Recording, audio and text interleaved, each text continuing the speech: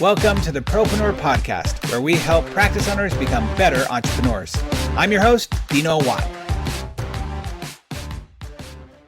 Welcome, everybody, to the Propreneur Podcast. Excited to have you here again for another episode of our Best Practices podcast. Please remember, if you have not subscribed, to do so, and if you haven't told a friend or a colleague about it, to do so as well. As always, we're trying to bring you the best information possible, whether that be through just our Straight Principles podcast or our podcast where we interview experts and professionals in the field that they are in. And today is no different. Today we're going to be talking to Chris Bentson, who is an amazing guy who I actually found out I was more connected to than I realized when I first found out that he was being booked on the podcast. Chris, welcome to the show. Thanks, Dino. It's a pleasure to be here. Happy New Year. Oh, thank you. You too. Yes, we are recording this at the new part of the year where everybody gets to renew and rethink about what they did last year and try to make it better for next year, right? That's right. My better eating choices this year are on the verge. Well, you're are you the owner of Bentson Copple Associates, right? Yeah, I'm the founding partner. I have two other partners now, but it was myself taking the deep dive years ago. Yeah. Well, what made you want to do that? Were you always wanting to be an entrepreneur and own your own business, or what made you want to jump into something like that? I was, my background is I rocked out of the practice management cradle in Atlanta for orthodontics. And so, through an odd set of circumstances, I started working for a company called OPMS in 1988. DOS computers and orthodontic offices that weren't even networked yet. So, wow. I did that for 15 years. I moved to North Carolina because my wife was from here. We wanted to raise our kids here near her side of the family. And Dr. Jerry Clark was an orthodontist who had, like a lot of orthodontists, kind of a side business that wasn't run very well. And so I bought that business from him, and we do valuations and transitions now. So I've got 30 years in orthodontics and all on the business side. I'm not a clinician or anything like that, but I love it. And we have the same heartaches that orthodontists have. I've got 10 people here, 2 partners. We're about the size of a, mid to large orthodontic practice. And sure. HR is hard. The market's changing, and we're trying to figure it all out too. So you're dealing with the millennial problem and the veterans problem and everything else that everybody else is doing. Yeah. So what's interesting about what you do is, as you said, you deal with the evaluation of a practice so that they know their value of what their practice is worth. I'm sure you run into often, well, I have to preface this. Years ago, I was in the real estate industry, and I always ran across this thing called I lived here-itis, which was people would have their home, and even though their neighbors sold for $200,000 and all the way around the block was $200,000, their house was special because they lived there. And so they had I lived here-itis, and they're like, no, our house is easily worth $250,000, if not $275,000, maybe even $300,000. And I would say, well, but you're not, it's the same as the other houses around here that doesn't comp, but I lived here. And it's like, okay. So true. How do you deal with that in your own assessments of the practices? It's a good setup for really our part of what grounds us and what we're based in. But every seller thinks their practice is worth more, and every buyer thinks they're really getting taken, right? Yes. So my business is talking to both sides of this deal every day. So a lot of conflict in my life. Yeah, I bet. and how we deal with it is, we have a phrase around here called facts are friendly. And we find that it diffuses emotion. And, we've got a lot of data. We're very data driven. And we say, listen, you show us where we made a mistake on how much money this thing's throwing off, and we'll give you a higher number. But, this is what it is. And then you'd really do get into some interesting conversations. But, it's a fact-based kind of business, and it is emotional. And it's not just the money. It's, this is my baby that I've worked in for 30 years, and it's worth so much more to me than it is to whoever's buying it, maybe. And so I have a lot of conversations with doctors that say they're ready to sell, and I said, really, I don't think you are. I want you to work a couple more years and then call me. Wow, interesting. You sometimes even have to be the counselor to them to slap up reality, not just of how much it costs or how much their practice is worth, the value of it, but also if they're emotionally ready for it. Are they ready, or is their spouse ready? Because, I'll ask, if I had your spouse on the phone without you and I said, you're fixing to do this, what would he or she say? And, you need to be on the same page on those kind of things. It's a big life decision. Yeah, absolutely. Okay, so I took a big jump and dive into more of what you do. Yeah. Let's talk a little bit. Let's rewind a little bit and go back to, so you mentioned you got into the orthodontic space. You were able to buy out the practice, but you do a lot more than just evaluate the practices. Tell us the whole scope of what Bentson Copple Associates does. Yeah, we really see ourselves as an education company. I mean, when you think about it, if you're an orthodontist and you really loved us, you'd use us twice in your career, the first day and the last day. Wow. And so, we see the market as buyers and sellers. And so we do valuations. Most of those clients are my age. I'm 58 now. They're thinking about, how much longer they're going to work. And we start that time process. Some people are growing real fast and they need to do a valuation to bring a partner in or an associate. And so we work with some mid-range, life cycle practices. And some people are just getting out of school and getting started. We do a lot of education on the resident-based side and the new and younger doctor base. And that's changing a lot. So buyers, sellers, and then transition work. I have 2 full-time recruiters. One's a partner, Shannon Patterson. And we're finding a big need for that in the resident base and in the corporate DSO base, quite honestly. They're looking for good talent that, wants to stay and be there. So there's a right way to recruit and a wrong one. And the rest of our stuff is, I've got a newsletter on how to run a successful practice that comes out once a quarter. We've been doing that for 15 years. We do a lot of speaking. And that most of that is around the trends in the marketplace, what's happening, what direction is the orthodontic space going. And we're kind of looked to, I think, as the place to go if you want to get a pulse on, the specialty. Awesome. So I hope that everybody has a good grasp on right now. We've tried to lay the groundwork that you know what you're talking about when it comes to evaluating and assessing practices, getting out of your own headspace of because the I lived here itis type situation. And now we've got down to what we're really here to talk about today, which is what you just alluded to a moment ago, which is what's happening in this industry. What are the trends? Here we are at the beginning of 2020. And one of the things that we really wanted to dive into is finding out, what do you see are the biggest things that people need to know about happening? And you mentioned with DSOs, you mentioned, even with corporations coming along, there's a lot of, I feel anyway, with the clients that I'm talking to, with the times that I go out and I speak at different events, there's almost a little bit of unsurety in the marketplace right now, because not everybody's really understanding what's going to happen over the next 5, 10, 15 years, which is going to be super fast, right? It goes by so quickly. Right. So what are some of the current challenges, before we get to the trends, what are some of the current challenges that you see a lot of practice owners facing when it comes to, and by the way, I didn't mention this in our pre-interview, but this podcast, we open it up for chiropractors, and as we mentioned, dentists, orthodontists, plastic surgeons, anybody who has a practice. And I think there's this private practice evolution going on right now. So I think anything you say is going to be super beneficial to everybody who's listening to this.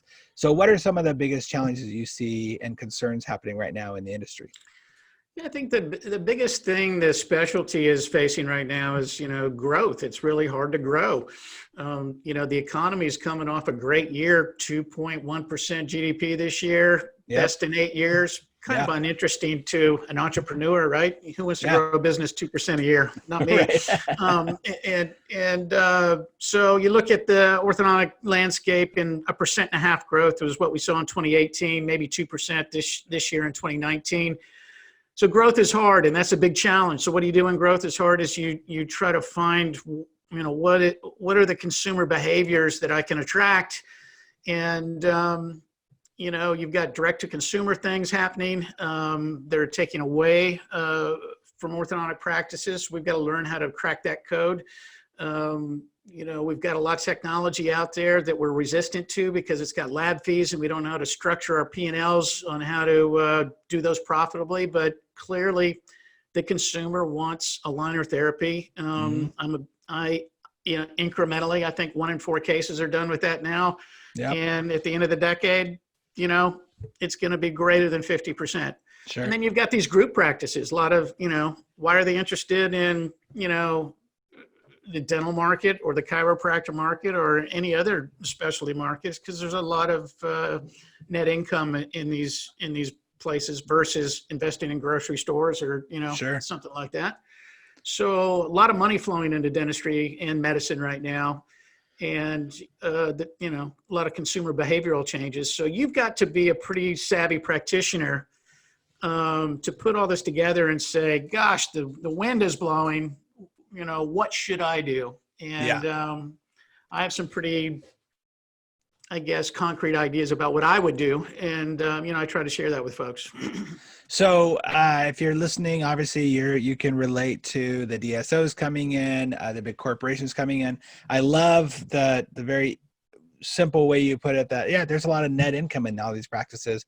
And the way I look at practices, I see that by little shifts, they can actually even make even more net income.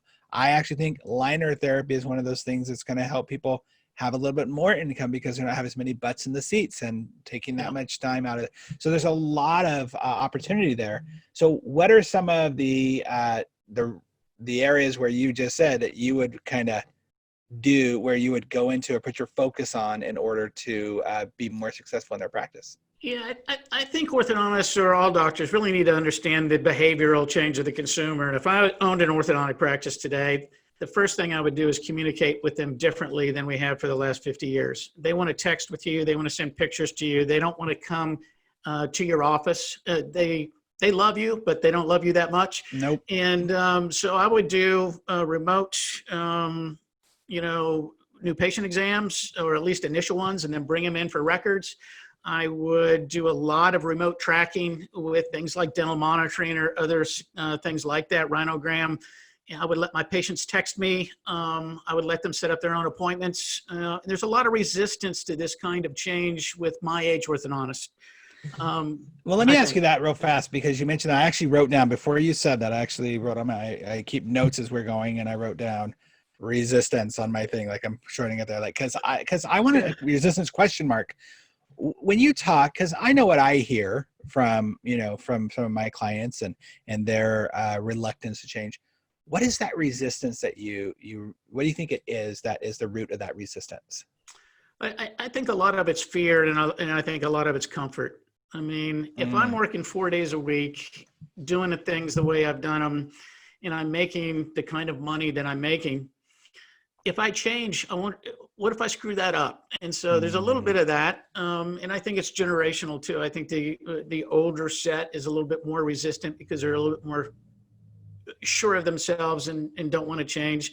Where I see people willing to change is that younger mid-market where there's really feeling the pressure of growth and squeeze. These are their chief income earning years and they can't make their practice bigger. So they'll try things a little bit more. And then there's always those outliers that we all love as clients, and they're just really willing to go out there and try things. Those are fun practices to be involved with. But I think fear and comfort mostly. It's interesting you mentioned the word outliers. I often even use that phrase of saying, hey, look, you're not an outlier, like you as a business owner. Right. Because there are those that will be like, but I'm different. Again, that I guess we go back to the, but I lived here itis, right? But still but my clients really want to see me, or I know my market, my people better. And there's some truth to that. And I never want the doctors to feel like I'm discouraging of that or dismissing that, yeah, you have spent 20 years building up your market. You know what the people in your town like and don't like, but you also have to recognize that when they really loved getting a personal phone call from you 20 years ago, they would much more love getting a text from you, or like you said, not having to, they'd rather get to see you less and they would think of you more, like appreciate you more than you thinking it's the show of you. The more times they see me, the more FaceTime they get with me, the happier they are. And it's hard to get that transition for some of them in their brain to shift over to that. I think so, Dino. You remember when you were a new parent, you thought your kid was so fragile, but when you find out, you can drop them, you can roll them, you can, they're pretty resilient. I had a conversation just before you and I got on this podcast with a possible seller that said, you know, I'm really feeling like I want to finish all my cases that I've started because I owe them something. And I said, listen, your patients are resilient. You know, what you need to do is say, this is Dr. X. They're bigger, better, faster, stronger, smarter. They're going to take great care of you. Let's move on. We think a little bit too much of ourselves sometimes, and that can be good and bad. But, you know, the consumer is resilient, and they don't love that. Think as much as you think about yourself, probably. That's a really great phrase. Like if anybody listening can just remember that, your consumer is resilient. I often will use the example when doctors are like, well, but if I get an associate, then, you know, they're going to want to see me. Like they can't duplicate me and all that stuff. And I always say, you know, I used to work for Disney and I never, ever once saw Walt Disney because, well, he was dead by the time I worked there. He's been dead for over 50, 60 years. Every time you go to Disneyland, though, you feel like you were touched by Walt Disney because he left his mark. So I think the most important thing you can do is to create that culture inside of your office that feels like you, that even if they didn't see you, they could go through an entire appointment, 20, 30, 40 minutes. And when they leave there, be like, man, Dr. So-and-so was amazing. I really loved her way she did this. And like, well, but you didn't meet with them. Oh, but you know, their team, they just really deliver every time. Culture is the differentiator between the practice that's growing and the one that's flat or declining, in my opinion. Yeah, absolutely. I will tend to agree with you. Yeah, it's true. It's very good. So any other trends that you see are, because definitely I love the idea. And we've had Rhino Graham on the show. We've had a few people who were talking, look, that whole virtual exam, texting, giving people, and by the way, there's still a healthy mix. Like I don't want people listening to this be worried that I have to go to texting all tomorrow. No, but give it an option because there's a healthy mix of millennial moms who definitely want to see it different. And then, yep, you're going to have those other people who want it a little differently, who want more of the FaceTime, but you got to be willing to make that shift. But any other areas that you see? Yeah, I think a couple. I mean, specifically to orthodontics, not to exclude some of the other audience, but we have direct-to-consumer companies out there, you know, one very, very big one that's going to do, you know, 500,000 cases this year, which is a lot, effectively expanding the orthodontic market by 20% in the last several years. And those patients or consumers, whatever you want to call them, are not calling the orthodontist. Why? Because when they do, they think they get one answer. They think they get 2 years, $6,000, 15 visits, you know, $750 down, $200 a month.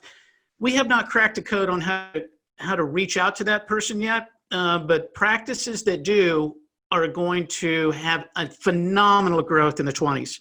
Yeah. And it's this two-tiered pricing. Orthodontists are afraid if I have 2 tiers of pricing, all my pricing will migrate to the bottom. But it's absolutely no evidence that shows that in the practices they're doing. So I think 2-tiered pricing is new. There's a ton of consumers that want this. It requires that the orthodontist agree to treat to less than perfect occlusion. Yep. That's what this consumer wants. And if you are okay with that, I think there's greater than 10% growth year over year for the next, you know, as far as I can see, 5-6 years, and it'd be magic time for orthos.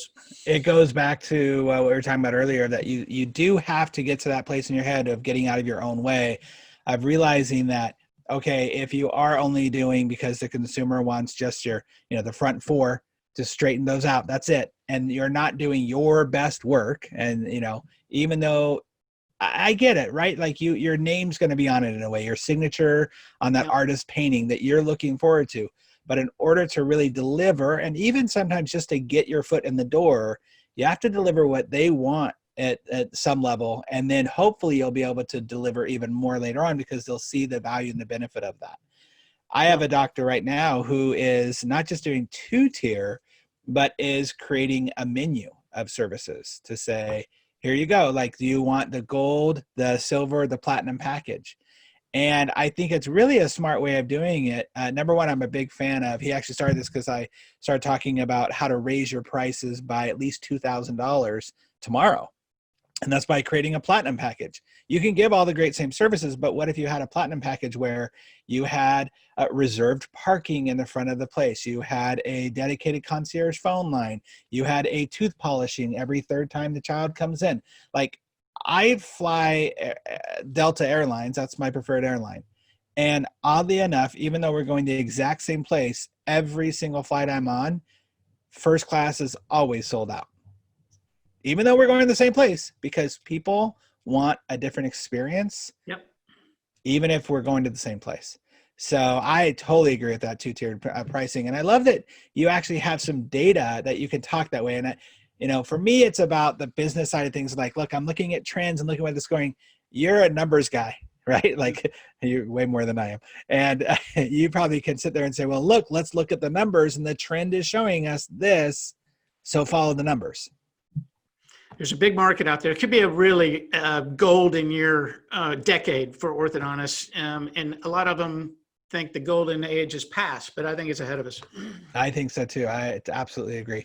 Okay, so let's talk about the future then. So we talked about what's happening now, what's trending now.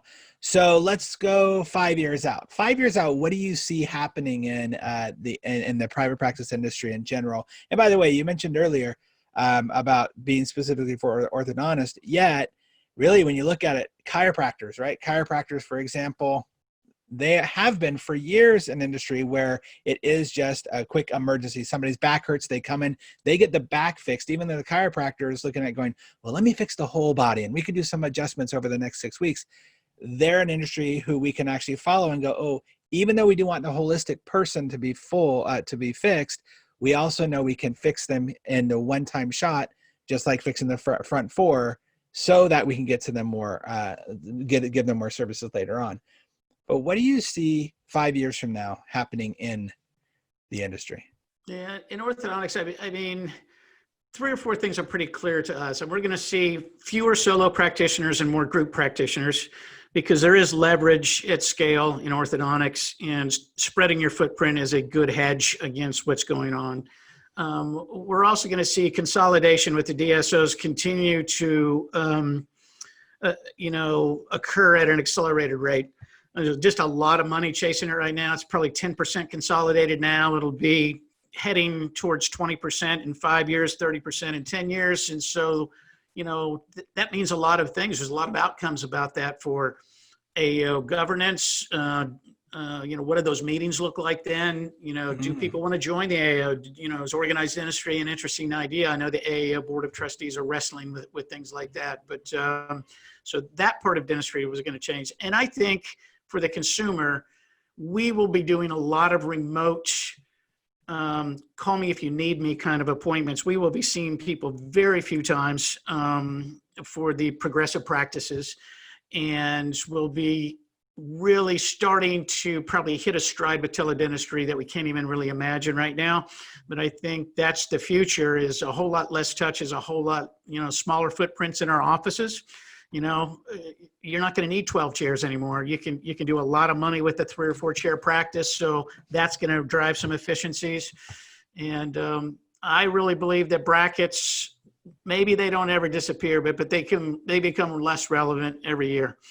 I have a doctor out of Chicago who's building out a new practice.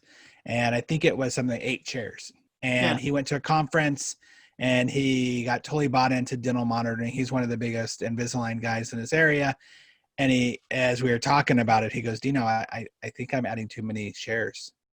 Like, the whole point of getting a new practice, because he needs more space, but he's realizing with dental monitoring and he goes, I don't think I need 8 chairs. I think I'm overbuilding. I think smaller footprints are in our future for sure, which will help the economies profit a little bit. Well, one of the benefits of having you in the listener's ear and having your expertise is, you mentioned the AAO. You are really entrenched in a lot of the organized processes, or the organized even associations like the AAO. I'm assuming that was a very specific focus for you to really get into the know of what's going on. I care about the success of the solo and small group practitioner. And I don't think they ever go away. We're just going to have fewer of them. But, for the ones that don't understand and jump on with what's happening, I think it's going to be a very steep climb for them in the next 20 years. And so, you've got to understand the change in the consumer, the change in your treatment modality mix, the change in digital dentistry. And you've got to start making some moves that are maybe uncomfortable, but you got to get there in order to succeed. And so I'm trying to help the AAO speak to the constituency, and I'm trying to educate the doctors as best I can about what I think is going on. You know, I might be not exactly right, but I know the direction of the wind. I just may not know how hard it's blowing exactly. Well, I think your point earlier, what you were saying is like, you just look at the numbers, like look at the facts, and we can go off of that. And it's challenging. And I get that, because when you're talking to someone who's, you know, a purist over the last 20, 25 years, it's hard for them to see what, if in their view, it's not a positive thing, and to get on board with that. But the fact of the matter is, evolution always wins. Yeah. And we're in an industry nowadays, we're in a time nowadays where we have to look at that and go, look, just like we're going to have less and less servers at McDonald's because they're going to have computers coming and do it. We're going to have, it's just the evolution. Just like I'm not in a field with a horse and a plow, because things have changed. And it's okay. And we have to embrace those things. When it comes to trends that if you were to think of one thing that you think a doctor should jump on as soon as possible, again, here we are, beginning of the year, 2020, maybe New Year's resolution type idea. What would be one thing that you would want them to really consider, or not just consider, but just embrace as soon as they possibly can, so that they're not sitting here in 2021 going, dang it, I wish I would have done that 12 months ago? Yeah, it sounds silly. We've kind of danced around it a few times. I would text enable my main phone line.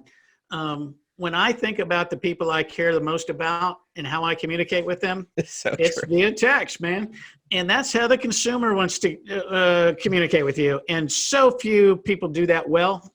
So I like Ronogram. I think it's built by an orthodontist. It's a good product. I know there's other ones. I don't care what you use, but text enable your phone line and learn to communicate with people, both for prospective new patients and with your existing patients, and eliminate some appointments and start to get efficient. It's a no-brainer. It doesn't cost you anything. It'll grow your practice. Love it. I love it. That's so true. Right now, I would say that, gosh, probably at least 75, I'm probably being a little conservative on that. 75% of my communication is through text or through, I do a thing called Marco Polo. Yeah. So Marco Polo, it's like quick face text. That's all it is. But I even have on my voicemail, it says, if you're an info marketer, please don't leave a message. If you are not an info marketer and you actually want to get a hold of me, I promise I'm not going to hear this voicemail for at least the next 7 days. Please text me. Yeah. I never check my voicemail. Yeah. So yeah, it's absolutely true. Well, we have gotten to the place in the show, and thank you so much for all the great information. I hope everybody was taking a lot of notes, because this has been great. So we've gotten to the point in our show where we just do some kind of rapid fire questions to get to know your opinion on a few of these topics. You ready to play? I am, and I'm opinionated, so we'll see how this goes. Sweet. Me too. I am too. I know. I always tell people, don't ask me my opinion unless you really want my opinion. We can have a conversation, and I can never give you my opinion, but if you want my opinion. All right. Well, this is really, I think, on topic right now, especially for what you get to see on a regular basis. When it comes to expenses, what do you think is the most expensive thing that private practice owners are missing in their practices right now? I'll give you two answers. I think it's hard to survive efficiently in the digital world without a scanner. And I still see practices that don't have them, and you can't be in the digital realm without a scanner. So that would be an expense that I see as a no-brainer. If I change the word expense to expensive, what's the most expensive thing they don't have? It's a value statement, a mission statement, the Simon Sinek why, whatever you want to call it. The practices that have that outperform the ones that don't 2-to-1 in every operational and financial metric. Yet we hear this, we read it, we see it, we know it's something we should do, but we don't take the time to sit down, write it out, and then convey it to our team. That's the most expensive miss that orthodontists wouldn't have to spend any money to get, that will grow their business. You're speaking my language, man. That is one of the things, it baffles me, right? When I'm thinking, Moses had to have a vision for people to follow him for 40 years. You think just because you're a nice guy or you do great work, people are going to follow you? No, like you got to have that vision. You got to have that mission of where are we going? And we know it's been just shown over and over again with millennials, especially who is in the workforce right now. They need a mission, their mission caused. And so you better have one. I love it. That's great. Two great answers. I think so. What's a book that you believe every private practice owner should be reading? The Go-Giver by Bob Berg. Great. It's just been meaningful to us. We were given it to by a client of ours, an orthodontist. We kind of implemented a lot of that, and we've given a lot of them away. It's a fantastic book, The Go-Giver by Bob Berg. Don't you love it when you have a book that you find that you're just like, I got to give this away to people. I got to show them what this is. Well, we'll make sure we put that in the link to that in the show notes as well. Yeah. I was just talking about this a moment ago, but in my book, The Practice RX, I focus a lot on team culture and team performance as being the real true foundation of business growth. I believe it is the thing that will tide you over in down economies and bad personal times, which I've seen doctors go through, But what do you see as the biggest challenge that private practice owners are facing when it comes to their teams and their office culture? Yeah, leadership void. It's interesting. Doctors are so bright, but they're scientists and they think differently than business people. And they think in millimeters and they think in scientific methodology, and they have real trouble delegating. And you cannot really expand your business if you don't have trust in your people and allow them to fail. And so they need some leadership training, and that usually comes with a consultant, and that would be the other thing is, if I was going to spend any money on my practice that I knew I would get a huge ROI on, it would be a consultant. And only 18% of the practice owners in the country ever do, because they think they're too expensive, but the money comes back tenfold. So they need some business coaching, and that can come in a lot of different, mediums. Wow, that's great. Okay, how can listeners get a hold of you before we move on to the last couple of questions? How can listeners get a hold of you? Yeah, website's the best way, BentsonCopple.com, and it's got a T in it, but you can't hear it. BENTSON, Copple, COPPLE.com. A silent T. Yeah. Okay, so this I know can be a bit of a challenging question, but for you personally, in either your life, personal life, or in your business, what's the best advice you've ever received? I was lucky to have a really great business mentor, and he had a lot of isms. And one of my favorites was, "What's down in the well comes up in the bucket." What's down in the well comes up in the bucket. So make sure you're feeling the well. Well, just make sure that, what's down there is what's going to come up. So it's really what's inside is what's going to come out. Yeah. I love that one. He also used to always say, people aren't against you, they're for themselves. And that's been a good piece of business advice and life advice. That's really, really good. I like that. I like that a lot. What's the best resource or tool that you believe every private practice owner should be using to grow their practice right now? We mentioned consultants. Is there another one? Yeah, that would be my answer, would be consultants. Number one. Yeah. I really think that's the best one. There's a lot of good newsletters out there. I would get the McGill Hill newsletter. We've got a newsletter. Collier's got a newsletter. I think there's just good tips that come to you frequently enough that you can, you just need to be touched on those again to keep you sharp. Maybe a book club, something like that. I think it's something outside of clinical. You need to focus on business skills and acumen. Yeah, I think that's so important with the consultant side of things, just to have somebody, what's his name? The Road Less Stupid, Keith Cunningham. He says, you can't smell your own breath. So you got to have somebody else who can tell you. And that's so important in business. It's hard. It's humbling for a lot of people.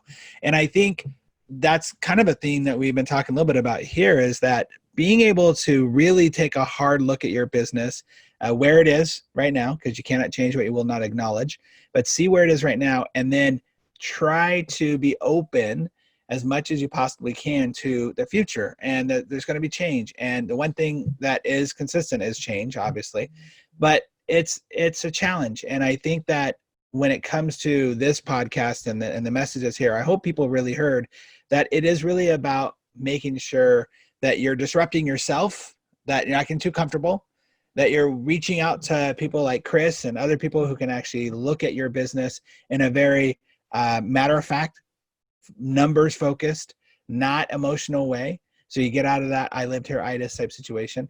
And also to be able to look at the future and say, okay, I'm open to change. I'm open to seeing what can happen for the betterment of not only myself, not only my team members, but of my patients who I want to change their lives through too. Absolutely. So Chris, thank you so much for being a part of the show today and sharing your amazing wisdom. Well, good. I hope it was fun. Yeah. I try to have fun in most things that I do. But thank you very much. I really appreciate it. Please, everybody, reach out to Chris on his website, see all the amazing tools and opportunities. And even if you're not in the place of getting ready to sell your practice right now, it's really about understanding where you are and having that information so that you can build for the future. As you heard at the top of the show, Chris even said there's going to be times where he's going to say, yeah, you might want to call me back in a couple of years when you're really ready for that. So wherever you are, reach out, see how Chris might be able to help you out. And for those of you who are active listeners to the show, thank you very much for being here. Don't forget to share this with a friend or a colleague and give them some of your best practices as well. Thank you, Chris. I appreciate it. Thanks a lot, Dino. Have a great rest of the week. Awesome. You too. And good year. Yes, and a good year. Well, thanks everybody for listening to the Propreneur Podcast, and I hope that you will always be more proactive, productive, and profitable in all the areas of your life and business. We'll see you on the next show. Thanks so much again for listening to the Propreneur Podcast. We really appreciate your support. If you haven't subscribed already, please make sure you do so. Also, if you feel like you might be a good fit for our podcast as a guest or know somebody who you think would be, go ahead and email us at dino@dinowatt.com. Again, thanks for support. We'll see you on the next episode.